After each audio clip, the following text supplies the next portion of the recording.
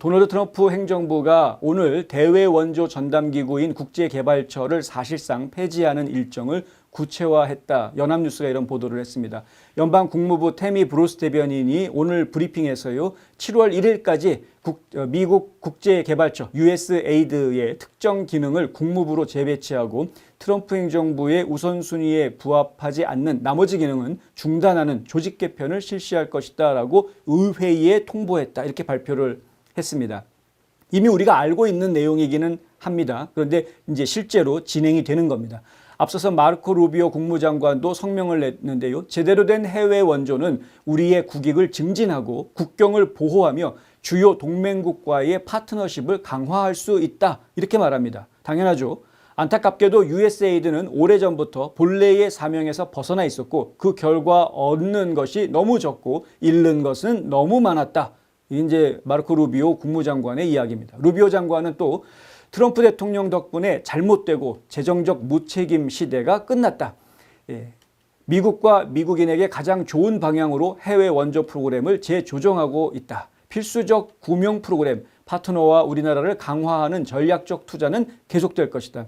전에도 말씀드렸습니다마는 USAID가 진행하고 있던 프로그램이 6,000개가 넘습니다. 어마어마하게 많은 프로그램들이 그 안에서 돌아가고 있었는데요. 그중에서 이미 5,000개가 넘는 프로그램들이 전부 다 중단된 상태이고요.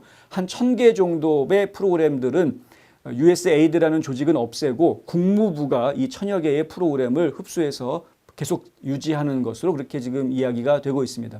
이에 따라서 1961년 존 F 케네디 대통령 당시 시절에 별도의 독립기관으로 설립됐던 USAID는 트럼프 집권 2기 들어서 74년 만에 간판을 내리는 수순에 들어갔습니다. USAID는 그동안 비정부기구, 외국정부와 국제기구, 다른 미국 기관에 자금을 주는 형식으로 인도주의 및 개발 원조를 제공해 왔었습니다. 2023 회계년도 기준으로 연간 예산이 400억 달러나 됐습니다.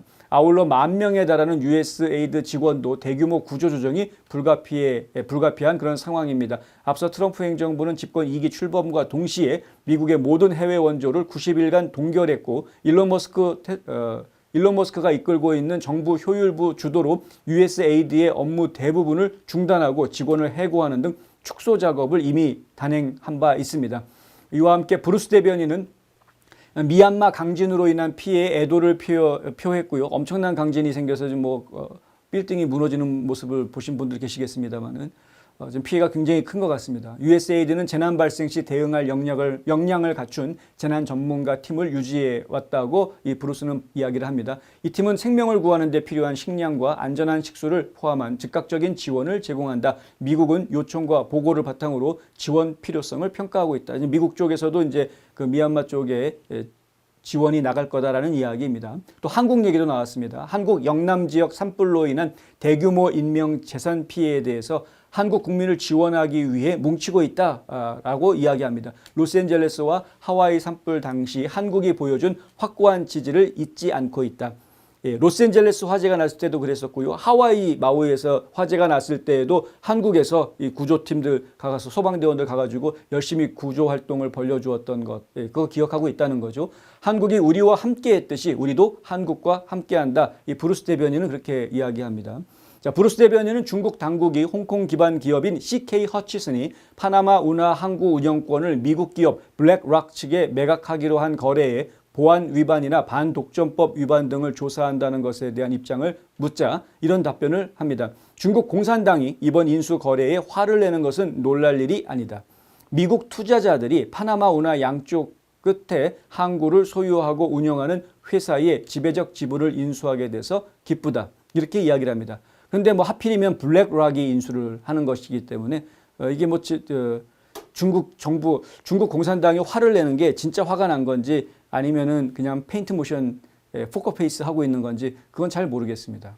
어찌됐든 파나마 운영권이 중국에서 미국으로 두 군데 항구이긴 합니다만 두 군데 항구의 운영이 중국 기업에서 미국 기업으로 넘어오게 된 부분, 이것은 트럼프 대통령이 파나마를 눈독을 들였던 부분, 엄포를 놓았던 부분이 이제 현실로 지금 이어지고 있는 것을 제가 보고 있는 것이고요. 자, 파나마는 어느 정도 갈피가 지금 잡힌 것 같고, 그린란드 문제 해결하고, 지금 우크라이나, 하마스, 뭐 가자지구 이쪽도 지금 가닥이 좀 잡혀가는 듯한 느낌이 좀 들기 시작하니까요. 남아있는 거는 이제 중요한 이슈는 한국이 돼야 될 것 같은데 언제 한국 쪽에 관심을 돌릴지 좀 더 기다려 보도록 하겠습니다.